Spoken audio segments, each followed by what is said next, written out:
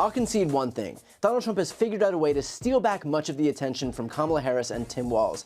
But what he didn't anticipate is that the way he's stealing it back is by no means helping him.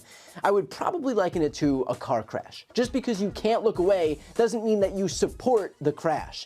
Now, because this is a target-rich environment, let's stick to examples from just the last few days. Like, for example, this gem of a moment from his Arizona rally, keyword Arizona.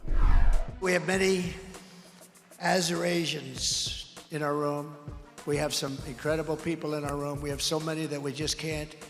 But we have some people in our room that I'm not going to mention because they fully understand why, because I don't have time. It's not just that Trump called Arizonans Azerasians. It's that he sat with it for a moment, let the word that just left his own lips sink in, and moved on, having decided, yup, that's the correct word. I am here speaking to a room full of Azerasians. This is correct, and my mind is working well. I mean, honestly, the only thing worse than running for the presidency and saying that Azerasians are a part of your constituency is having the opportunity to correct yourself and opting not to. Or when he decided to trash Detroit in Detroit. The whole country is going to be like, you want to know the truth? It'll be like Detroit. Our whole country will end up being like Detroit if she's your president. You're going to have a mess on your hands. A move that was so misguided, it took the Harris campaign all of one day to release this ad. We are a city of winners, of up-and-comers, of builders, the Motor City. Bigger and better. Here, we believe in freedom. We don't bow down to nobody, and we never will. And so what Donald Trump doesn't understand, or care to learn, is that when he said, our whole country will end up being like Detroit if she's your president, that he should be so goddamn lucky. But hey, I'm sure it's totally fine that Donald Trump is attacking the biggest city in a crucial battleground state a few weeks out from the election. No notes, Donald. Or how about this moment? Let me hear that music, please. Everyone, let's thank President Trump. Nice and loud. God bless you. Let's send President Trump back to the White House. Time to say goodbye.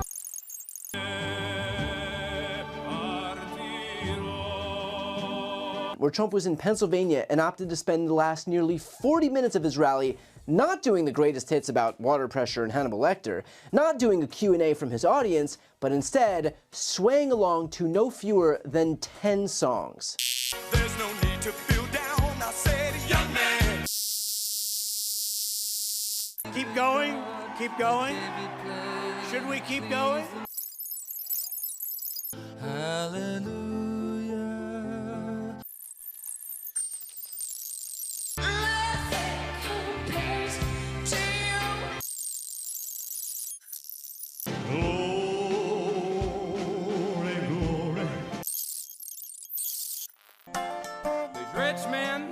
Which frankly would be fine if Trump was running for the position of awkward guy who thinks he's conducting the band from the corner at a wedding reception, not the guy responsible for our nuclear arsenal. In fact, that moment was so bizarre, even Kamala Harris weighed in, posting, "Hope he's okay" on Twitter. Not great for Trump when his opponent is publicly weighing in on whatever, episode he's dealing with 3 weeks out from the election. Now, there are two ways to look at this here. First of all, Trump's behavior shows the majority of us just how unqualified for office he is. The guy displaying bizarre behavior, forgetting where he is, attacking his own supporters, that puts on full display the extent to which he is not up for the job and doesn't have the temperament to hold office.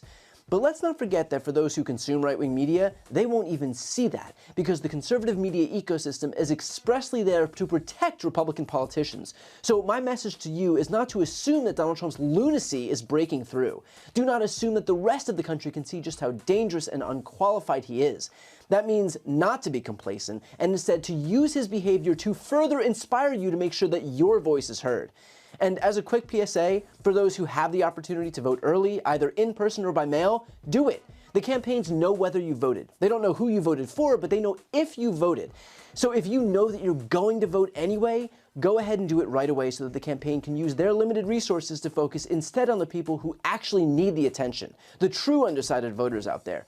The margins in this election are not going to be tens of millions or even hundreds of thousands. In many cases, they're expected to be just a few thousand votes in a few states, meaning every vote counts.